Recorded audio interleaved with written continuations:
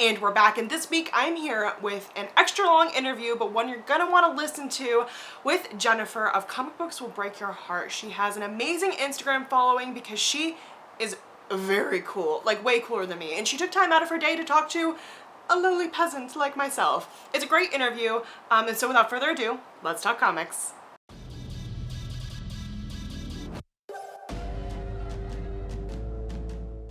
I do just want to give you a little bit of a warning. There was something going on, I think, with Jennifer's internet.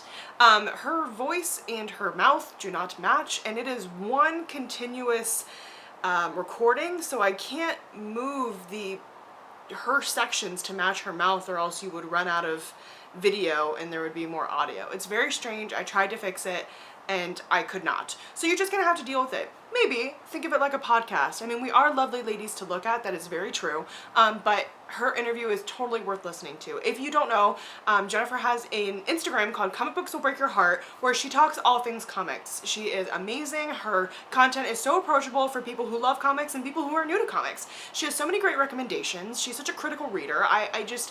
It was just so great to talk to her. We chatted about all sorts of things. Comics that we love, comics that we feel okay about, comics we feel like other people should read, and demystifying the stigma and what it's like to be a female comic book reader, because that's a thing, even if we don't want it to be a thing. It was just so great, and it's so lovely to talk to people who are just on the same wavelength as you, and I think you guys will really, really enjoy her. So please give her a follow on Twitter and Instagram, and also she's a brand new YouTube channel, though she also does a show with her friend, and you'll find all of those little social things in her lower third as we interview together. So please just give us a listen, let me know what you think, and as always, I'm interested to know what you're reading, what you're loving, what you're hating. Please let me know on my social media channels, including Twitter and Instagram. I mostly post pictures of my dog and plants on Instagram, but if that's your jam, I'm there too.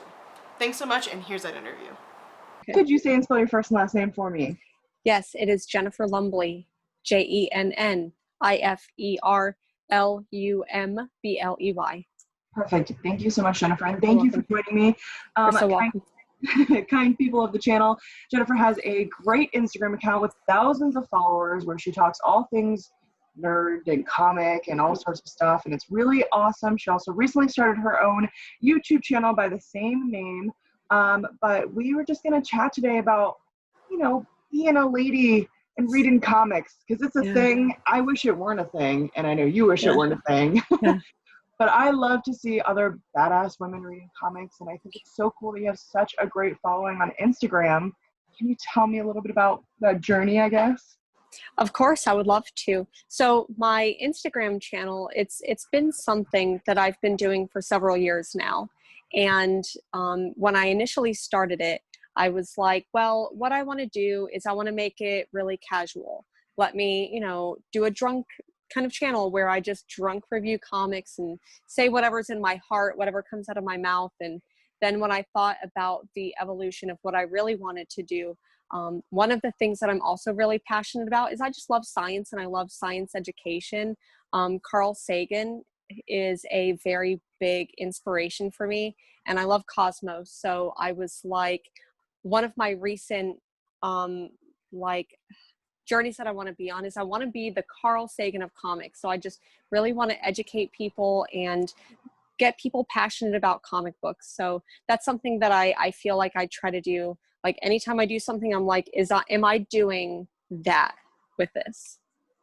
That's so cool. And I like that because I feel the same way. And I try and, I want people to feel like, if you've never walked into a comic book store, like this is a place where you can go and there's anything you want to read, any topic you want to read about. You want to read about superheroes? Great. You want to read about true crime? Great. You know what I mean? Like you want to read about demons? Great. Vampires? Great. Literally whatever you want. It doesn't matter. Like there's a comic for you. And I just get that sense from your Instagram so much. Like everything is just so approachable and so, like I said, you're just like full of passion. And I think that's so cool because it can be, and it's gotten a lot better than it used to be, but you're from Florida. I'm from Florida. It's a much different comic book scene in Florida. 100%.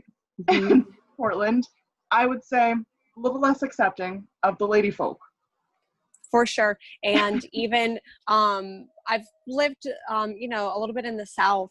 And because I lived in Florida, moved to South Carolina, I did not like the experience when I lived in South Carolina. However, there was a comic book store. And what I like to say is when I moved to South Carolina, I liked comic books. I loved comic books. But when I went to South Carolina and I walked into the Tangled Web in Spartanburg, South Carolina, that's when I fell in love with my local comic book store. And the environment that they had there was so welcoming and accepting. Even if the rest of the world wasn't, they were this little, beautiful, safe place for me to enjoy comic books, enjoy reading. I had a really stressful job at the time, and so that was a wonderful place to be. I did move back down to Florida, and I did work at a comic book store very part-time when I moved back down to Florida, once a week or so. So I know what it's like to be on both sides of the comic book store. And I can tell you that it is a different world for women, whether you're a reader or whether you're a seller, for sure. Yeah, it's so wild. And I also found a great place. It was a chain, but the people who worked in there were so cool. So it's definitely about finding your place. You know what I mean? There are, I don't care if you're in the tiniest town in the most southern place, you can probably find somebody who shares this common message that you and I share, that like comics are for everybody. Everybody. And, right. And so I think that's so cool. And I guess, were you surprised at the following you received? Yes and no. I feel like it's a community, not necessarily that I hand pick it, but one of the social media is that like two-sided coin, is that it gives you a wide range of people to talk to. So I think that the people that I talk to regularly or interact with regularly, it's a huge spectrum. You're going to get the people who have been reading a specific type of comic book for a very long time. You're also going to get people who reach out to you and say, hey, I'm just getting into comic books. What would you recommend? And every time I've gotten that, it fills my heart with joy. And whenever comics do break my heart, that's what brings me back, is when people do want that recommendation. So I do think that there's this, you get to curate who you talk to. If I want to block anyone, I can block anyone if I get anything. And that hasn't actually been an issue very much. But then you do get that, but then you also get the people who are just so gracious. And like you and I think that that's how like I found your page. It's wonderful to be able to get to people who have a similar taste or a similar perspective in comics. Yeah, absolutely. And I guess I never really thought about that sort of how social media can break down those barriers so you can find people, like-minded people, because as we know, and I discussed a little bit offline, my dog is freaking out, is that, there are people on the internet who are bad faith actors in the comic world, right? Yes. They're called Comicsgate. Yeah. Sorry to anybody. Yeah. I don't even like to say that out loud. But, so there's, it's not like without its trappings, it's men-centered trappings. Yeah. And it's people who don't even use that term, I feel like that has that mindset of, we don't want diversity in comic books. It's forced diversity unless it promotes a certain agenda of mine. Because they will have female creators who are conservative or who have that mindset, and they can say, well, look, we don't hate women, we have one of them. I do think that there are people in the industry who identify that way, but I find what's really hard to battle in the industry is the mindset of people who don't identify with that particular group or push themselves away, but still say the same things as them. Like, if you've seen the recent Wonder Woman cover by, I believe it's Rooster Teeth, which was beautiful. And then you had people attacking it, and that's, you know, I won't go too much into that, but it's like, let me just live and enjoy comics, people. Yeah. Yeah, I did see that cover. I am what's technically considered a mid-sized woman, but I'm thick.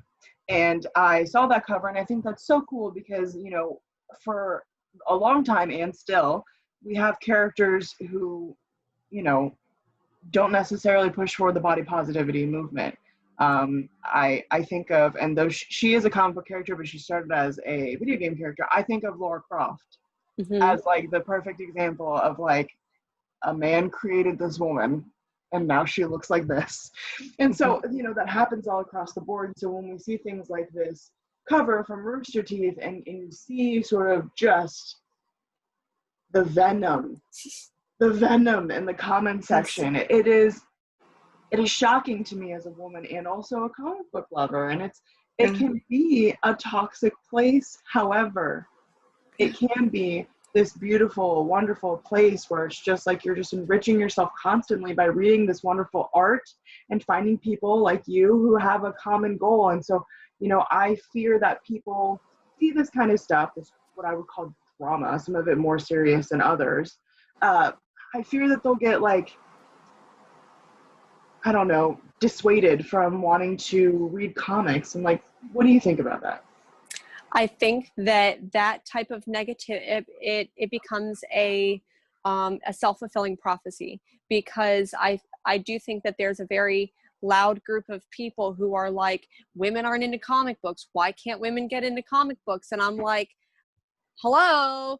And so I think that the same type of person who does not like diversity in comic books, who actively promotes hate in the industry, are going to be the same people that are like, well, why can't women get into comic books? I mean, why can't they enjoy 80 years of male-centric characters? And I'm not saying, you know, because I fell in love with stuff like Batman when I first started getting into it, but obviously I found what I liked. So I think that one thing that's important for me to promote is that you are allowed to read what you like. Do not think that because you are entering in this zone of fandom, of creativity and just nerd stuff, that you have to like stuff like Spider-Man, that you have to like stuff like Superman, that you have to like superheroes or anything. If you want to get into comics, there's so many, and you do not have to know everything about Green Lantern and Spider-Man. You don't have to know every single mutant and X-Men character. You don't have to know about all of those in order to love it. You are allowed to just like what you like. Yeah, and I think that's so valid and such an important message to send to people who want to get into reading comics but feel daunted by it.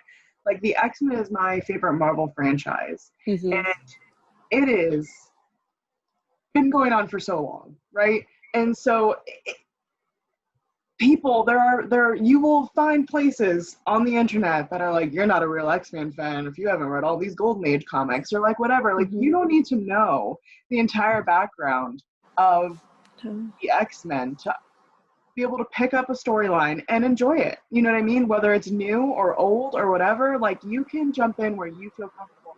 And luckily, if here in Portland, we have so many great comic book shops. I've been to so many of them, and everybody is so nice and so welcoming. Just ask the person at your comic book shop, like, you know what I mean? Like, For sure. I'm into this. What might I like? Or find people like you who have, you know, comic-centric social media accounts, you know? And I think that's such a valid point to make, and I think it's so great that that is top of mind for you when you're creating content, because I think it can be a daunting experience. I mean, I'm looking at all the books sat behind you thinking, wow, like, she's really read all these books, you know what I mean? And like, looking at my own bookshelf, like, wow, I've really read all these books, you know? Like, it's just, you start where you start, you know? And I think that you're right. There is part of that toxic fandom, and I think that for one, it's become a defense mechanism, because for a very long time, people who identified as nerds or geeks, because we've definitely, like, I know when I was in high school and middle school reading comic books, like I was the outcast and I was part of that, you know, pushed to the margins. And so I think that in order to protect ourselves, we have to be very specific on who we let in as a protection measure, right? And part of that, you become a gatekeeper. And I don't necessarily, that's something that even I struggle with, because like, I'm a big science fiction fan, and, you know, I do that like gatekeeping sometimes, where I'm like, you think you're a science fiction fan, but you haven't read Dune. What are you talking? So, you know I do that sometimes, but even part of my journey has become to realize that part of nerd culture and that gatekeeping is about accessibility. And for someone who was poor growing up, you know, I got books from the library. I got books from such gracious people who let me borrow what they had. So I think part of becoming a nerd can be linked to your social status. If you don't have a lot of money and you don't and you can't access going to the bookstore, or you can't access going to a local comic book store, it becomes tough. And I don't want to single anyone out because they're just starting, or they read comic books years and years and years ago, but because of a financial situation, they had to stop reading comic books. So I don't want to shame anyone for whatever part of the journey that they're on, because we're all on it, right? But I do have to say, I know there are a lot of books around me. Part of these stacks right here, in early May, or mid-May, I broke my foot. I ended up ordering a ton of books because Powell's had a really big sale on used graphic novels. And so part of my reading journey in July, I read 100. So this was my stack of 100 that I read. So I read about 3 or 4 each day during July. Wow, that's incredible. Yeah. I'm so sorry about your foot, but I hope that you're feeling better. Oh, 100%. I'm rocking and rolling. I'm, running all over. Good. And to circle back to your point, I think that that's a conversation that the nerd world doesn't have often enough when we're having conversations about being inclusive to minorities, whether that be race minority, ethnicity minority, LGBTQ plus minority. Excuse me, is the access to nerd content. And so I think that it's really important that people like you, who have very welcoming social media accounts where you break down and you make nerd culture accessible, are really important. And I know it's just all good and fun. Like, I also run a comics social media account for my job, which it's great fun. I'm not gonna lie.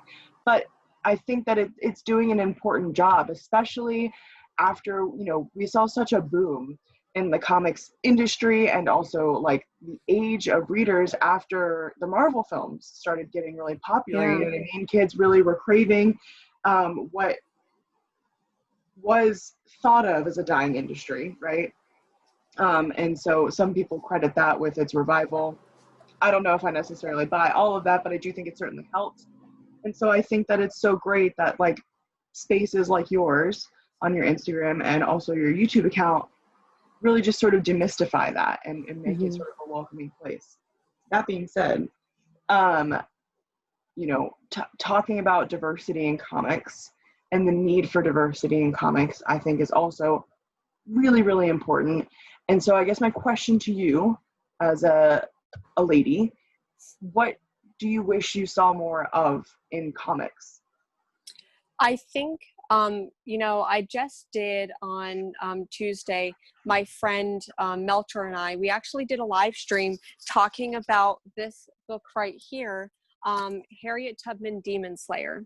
And so one of the things that we talked about is that a lot of times the stories of marginalized people don't get put to the big industry. I think that we are seeing it now, and it's better late than never.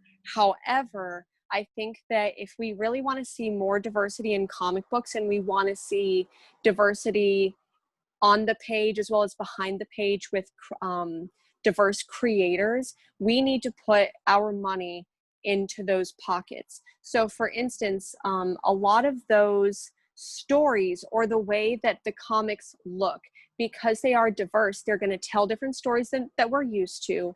And it's also going to be done in a different way that we're used to. So you may end up paying more by buying very indie books. And I love Image, but when I think about indie, I think about like self-published. We can talk about Image in a little bit, but so I think that if we really want to see more diverse content with the big two, with Marvel, DC, and then, the big third cousin, Image, in my opinion, I think that we first need to put money into the pockets of small creators because you are going to get more diverse stories there. That being said, I do think that Image Comics as a publisher has done a good job with bringing in some of that creativity. But from what I've seen is that I feel sometimes we see tokenism, right? And I think that, and I'm going to preface this with saying, I love titles like Bitterroot. I love titles like Excellence. However, I think that a lot of times when financial decisions are made about how many of those stories get to be told there, I could imagine behind the scenes, and this is just me guessing, plenty of creators of color could go to places like Image and say, I am a creator of color and I have stories that feature characters of color. Can we get this published? And I can see those publishers saying, well, we've already got one. So I think that right now, if we want to see more in bigger publishers, we have to support the ones that are not at big publishers, if that makes sense.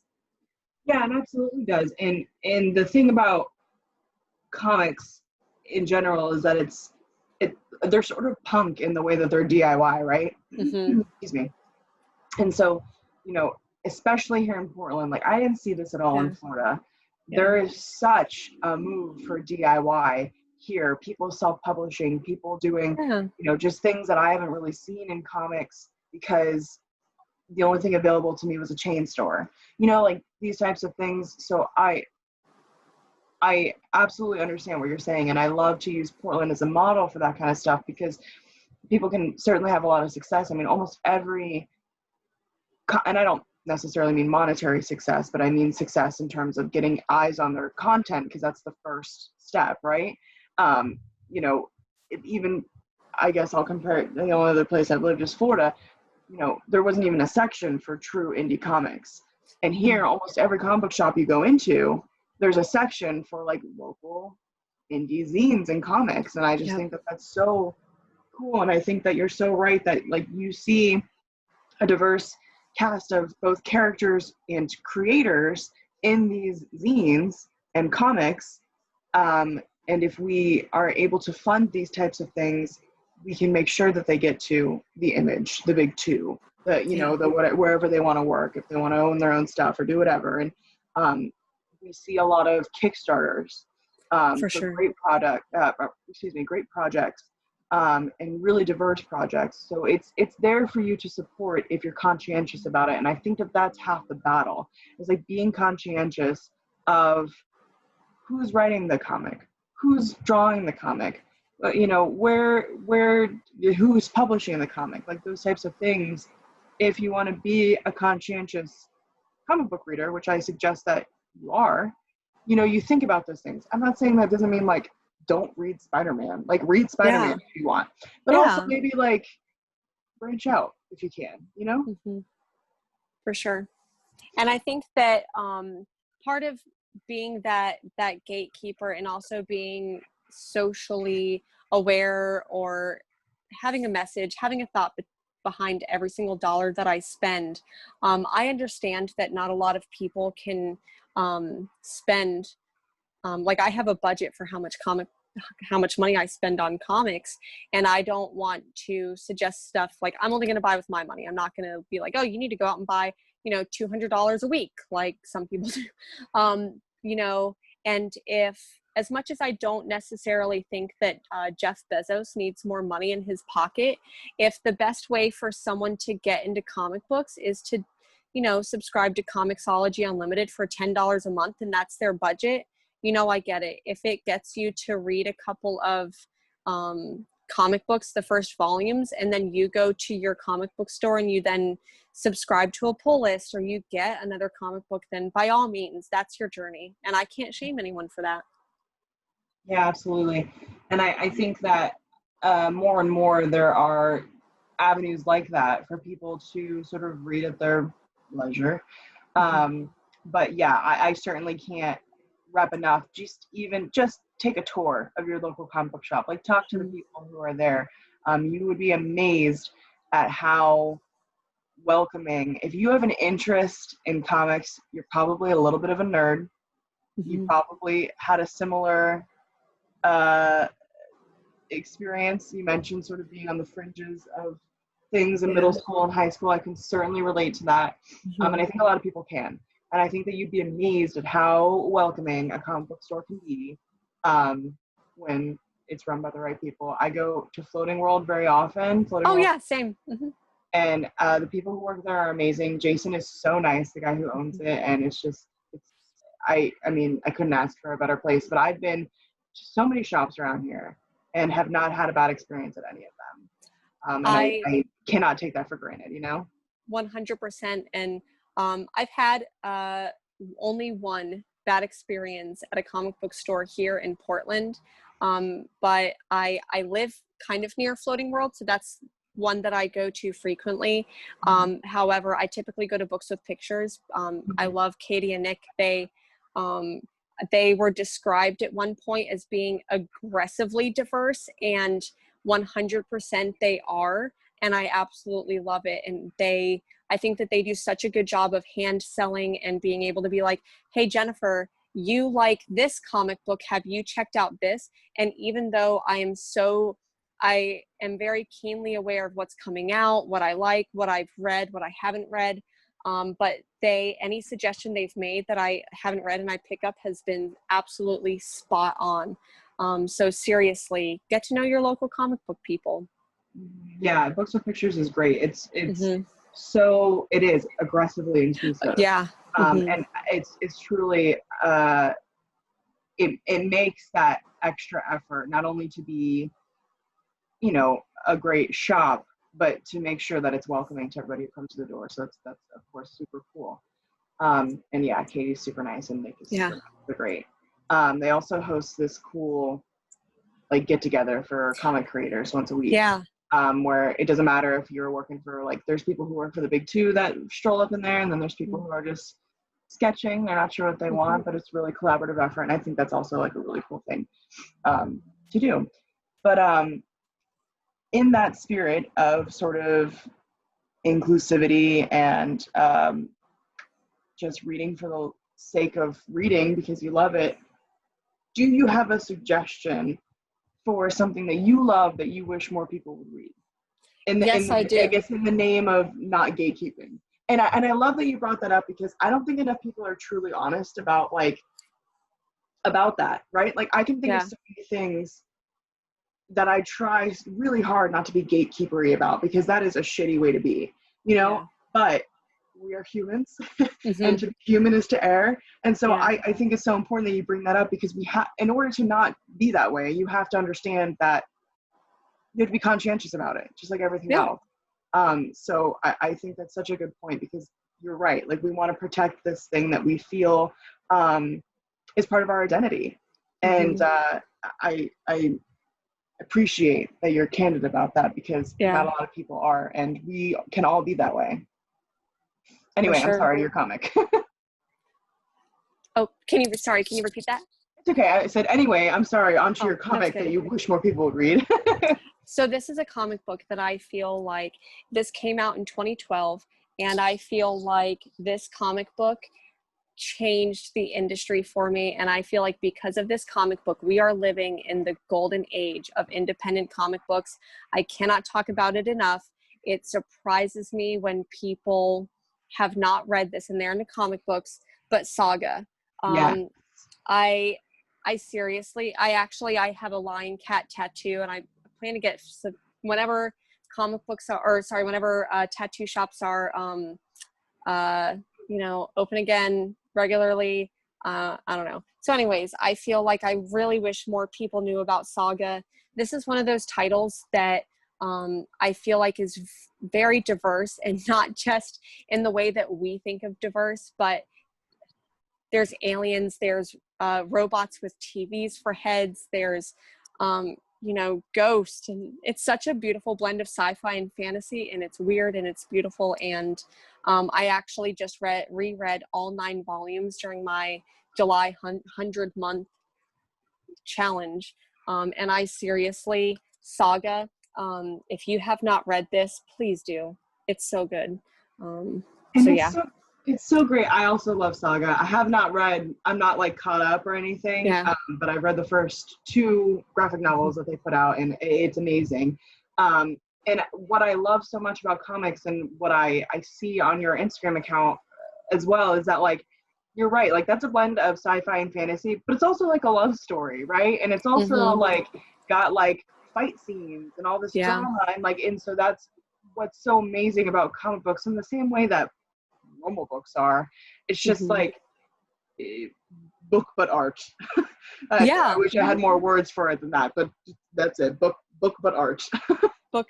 The thing that gets me about Saga is that the story is just, it goes places that I never really thought. When I was working at the comic book store back in Florida, it's typically a title that if someone hadn't read it, I would suggest it. We always had at least 1 copy of the first volume, and $9.99. Like, if you're in a comic book shop and you're buying stuff, once again, I don't want to spend your money, but $9.99, I've spent way more money on dumber crap before. However, I remember one time I suggested this title to someone, and I'm like, yeah, it's like Romeo and Juliet in space, and they're like, ew. And I'm like, man, that's how I would describe it, but it's so much more, but it really is. But so then after that, I'm like, I don't want to describe it as that and turn someone off from it, but it is Romeo and Juliet in space, but like 1,000 times better. Yes, absolutely. But a 14-year-old girl doesn't kill herself because she's being real dramatic. So yeah, exactly. But excuse me. But I think that that's a great suggestion to people, because it's not that there's anything the matter with it. It's not your Superman, your Batman, your Spider-Man, that type of thing. I think it's a great introduction into like what the world of comics certainly can be. And it's really something you can also immerse yourself in, the world, because there's like world building things, and you know what I mean? And so it comes with its own lore and that type of thing. Maybe lore is like a little bit aggressive, that I'm thinking like The Hobbit, but it comes with its own sort of space and time situation, which I think is great for absorbing you into the story. Yeah, it's like science fiction light, like, or diet science fiction. Like, it's science, a little bit of sci-fi, but not going to be too out there like Dune or something like that. Yeah, absolutely. I think it's super approachable. What are you reading right now, and are you liking it?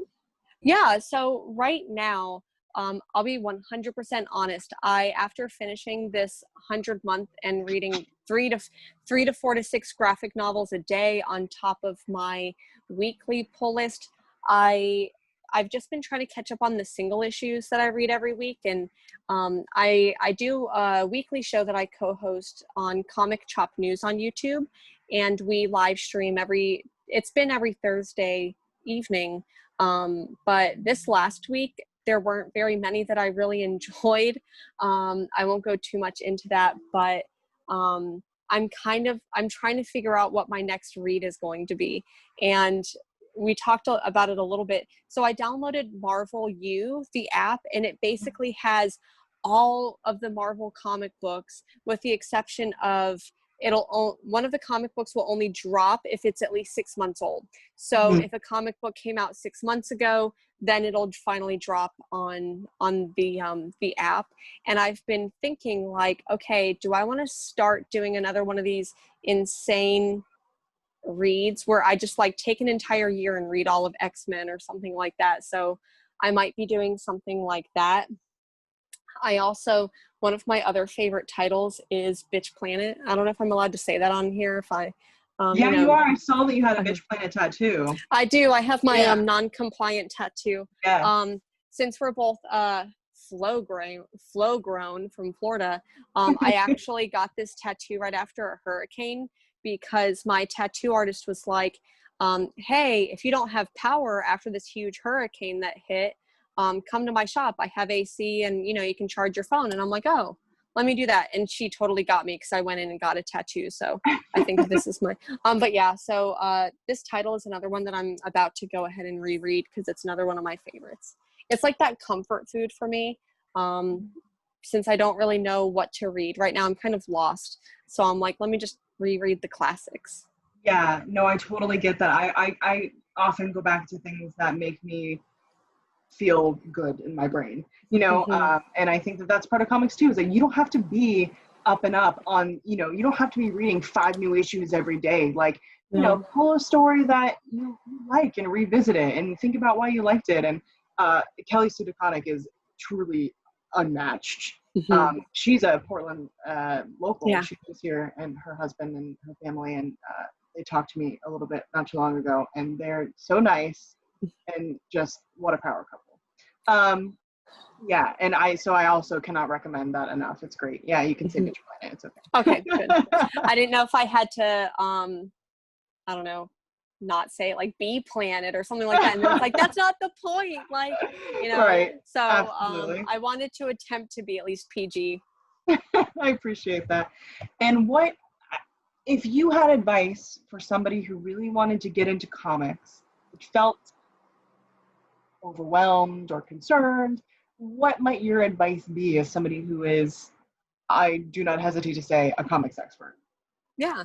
And I think that there's a lot of non-comic experts, like very casual. I would say you don't owe a reading journey to anyone.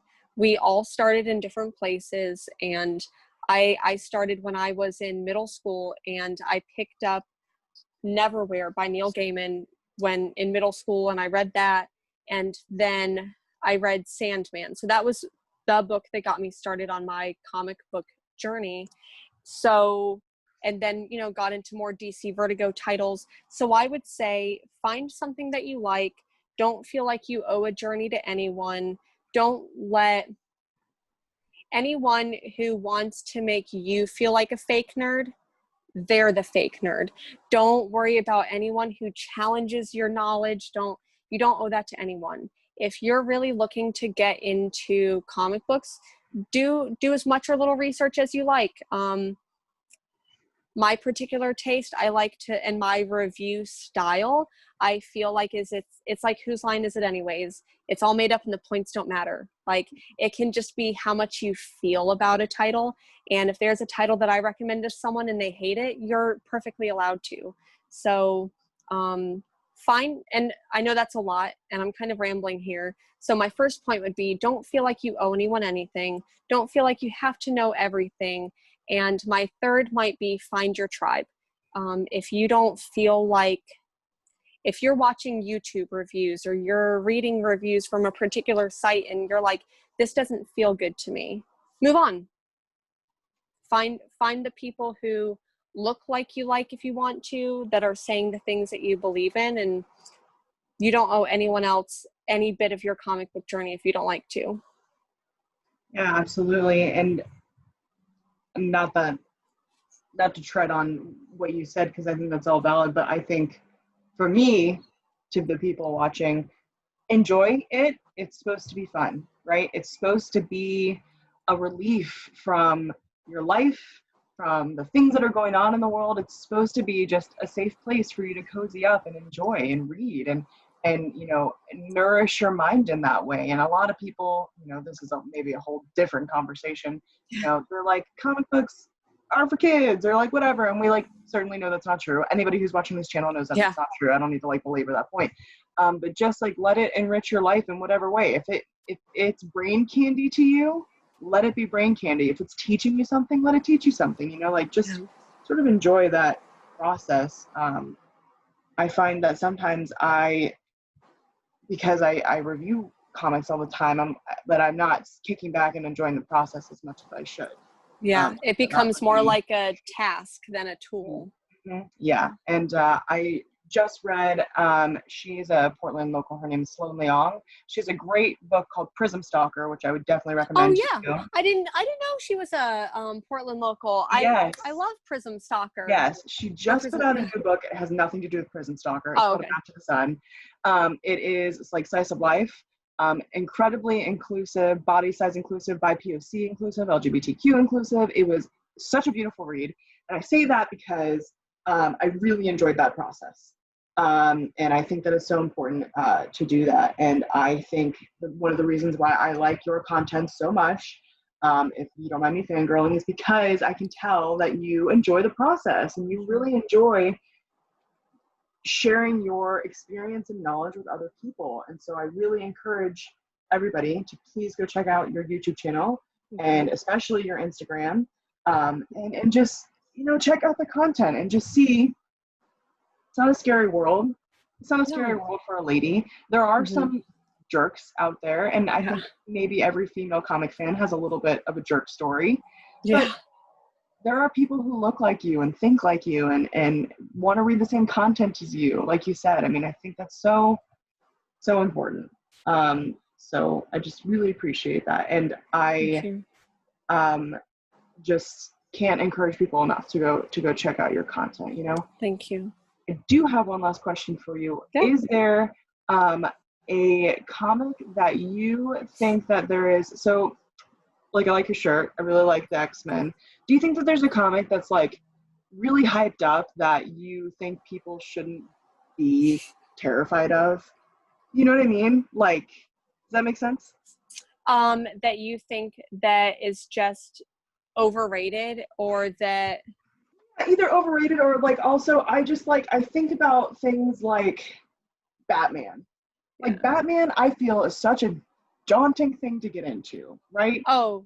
And so do you think that there is a comic out there that has that sort of bravado almost that people should not be afraid of and should try and read? Oh my goodness, there's so many. I think that X-Men is extremely, extremely daunting. And I think that, part of that toxic fandom is if you say that you like X-Men, don't feel like you're not allowed to say that you like X-Men because you haven't read all of it, because I haven't read all of it. And that's okay. That's part of it. I think that for me at least, one of the holy grails of comic books is maybe Watchmen. I feel like that's a title that I think people know that it's a big part of in my opinion, it is, at least. So I think that Watchmen is something that a lot of people see as daunting. I do think that Batman is daunting, but I think that there's so many jumping off points. Like, I started off reading Long Halloween, so I think that if you want to read Batman and you've never read Batman, read Long Halloween. That would be the title that I would go for. So. Yeah, I think you make a great point about Watchmen. I think especially readers who are just getting into it, maybe, just getting into comics, and that's certainly a comic you hear tossed around quite a bit. And, now there's a hit show and everything. But it's people, when you pick up the graphic novel and you open it's an older comic, so that I think is also sometimes a little bit of a deterrent for people. So I also like that you cover a wide breadth of comics, because I think that is important. It's funny that you bring up Watchmen, because I remember when I was first getting into comics, I was like, no, I'm okay, thanks. But it's great. So yeah. It's I enjoy it. Some people have strong feelings about it, but yes. Yeah. And I think that's a great point. To your point, you're supposed to enjoy these things. So if I recommend Watchmen to you and you don't enjoy it, you don't owe it to me to enjoy it whatsoever. My heart is already broken. You're not going to break my heart anymore if you say that I recommended something that you don't like. So. Can you tell me a little bit about the name of your comic channel? Why? I would love to. So my initial name for pretty much everything that I was doing on the internet for a very long time was Gin and Comics. And it was a play on gin and tonic, which is a drink that I love. And I was like, I want to do these like very candid, like kind of drunk comic book shows where I talk about comics. And then I kept stumbling. I wanted to do more. Like I wanted to do a show for it, but I didn't know, should I just get trashed and be on camera? Is that really what I want to be known for? Like, I mean, and I really thought about who do I want watching it, and do I want kids to not watch my show? Do I want anyone who lives a sober lifestyle or, struggles with alcoholism? Do I really want them watching my show and having negative feelings and, not be sensitive to that? And so I, obviously anyone who knows anything about comics and X-Men or anything knows about Jack Kirby. And he said to someone, "Comics will break your heart, kid."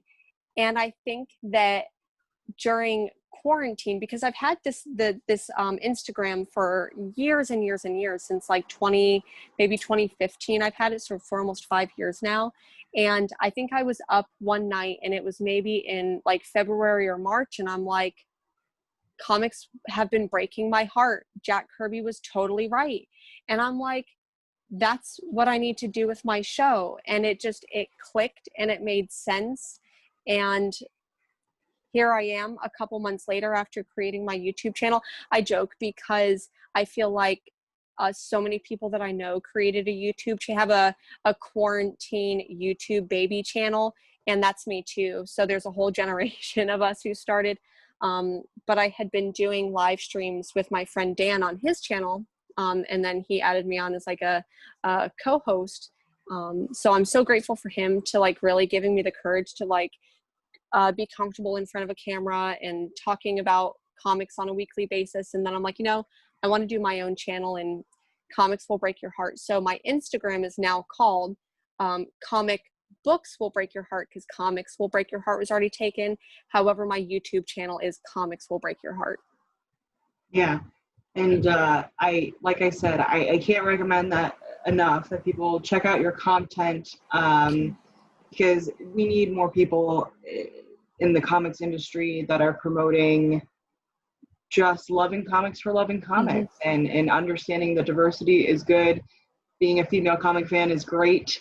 And, sort of pushing all those narratives forward, and sort of pushing the toxicity to the side. So that's what really drew me to your account, and why I wanted to have you here today. And I really appreciate having you here today. Is there anything else you'd like to chat about, or anything you'd like to plug? I also just want to say thank you for, reaching out and having this conversation, because this dialogue is so important. And I don't want to necessarily be the person that's like, we're paving the way for the next generation of comic book fans who love diversity. But I think in a way we really are, right? There's a couple of channels that I watch. There's John's Comics with Kids, where he, on Saturday mornings, he actually has him and his daughters talk about comics and books. So I'm like, they're going to be the kids who have the next channel.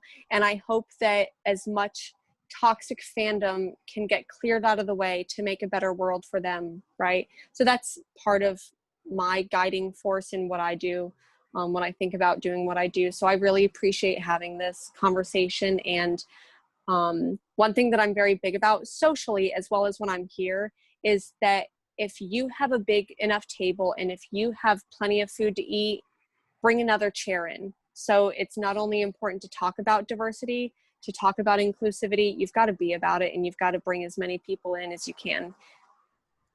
Yeah, absolutely. Absolutely. And I can't agree with that more. I think I feel that there's a certain responsibility on me as a white woman to make sure that I am being as inclusive as possible, being conscientious of it, and recognizing what are failures and what are successes in that sort of arena. I think it's so important, especially in talking about this industry that's very white male dominated, to For make sure sure. that you're highlighting voices that can tell about their art or about their struggle or about both, better than you can. So I'm so appreciative to hear you say stuff like that, because I think that that's so important. Anytime something happens, and you know, I would be remiss if I, you know, we talk about toxic fandom, and I feel like I would be remiss if I didn't talk about a lot of the sexual misconduct allegations. Like I feel like there was a month period where Dan, my co-host, would message me and be like, "Hey, did you hear about this person?" Like 2 or 3 days later, "Hey, did you hear about this person?" Go onto Twitter and see all of the shit show that's going on. So Yeah, absolutely. And, you know, it goes without saying that it it kudos to the people who had the survivors, who had the guts is not the correct word, who finally were able to stand up for themselves because they deserve it. And I think it's important that we look at these situations and, again, be a conscious comic book consumer, right? Because there can, just like any other business or art form or whatever, can be bad faith actors. And so I think it's important not to engage with that content anymore. And not everybody does, but I think that if you haven't gotten the point at this point, if we've been talking for almost an hour, not here, friends. So, you know, we want this to be a space, like a safe and welcoming space. I find your content to be so safe and welcoming and approachable. And so, I want to take inspiration from that for my own content. So, you know, I really appreciate that.